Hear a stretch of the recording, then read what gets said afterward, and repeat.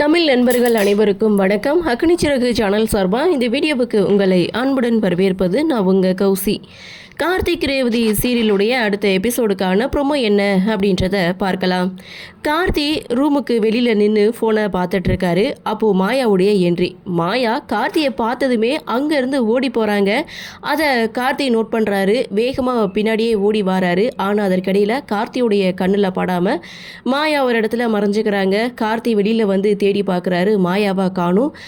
திரும்பவும் கார்த்தி ரூமுக்கு போகிறாரு. இன்னொரு பக்கம் மாயா ரூமுக்கு வந்தவங்க விடமாட்டேன், உன்னை நிம்மதியாக நான் இருக்க விடமாட்டேன் அப்படின்னு மாயா பயங்கர கோபத்தோடு சொல்ல அடுத்த ஒரு பிளானை வந்து போடுறாங்க. அதாவது ஐ லவ் யூ அப்படின்ற ஒரு பொக்கே, அதுக்கப்புறம் ஐ லவ் யூ அப்படின்ற ஒரு க்ரீட்டிங் கார்டு, இது எல்லாமே மாயா அங்கே வேலை பார்க்குற ஒருத்தரை வச்சு ரேவதி கிட்ட கொண்டு போய் சேர்க்குறாங்க.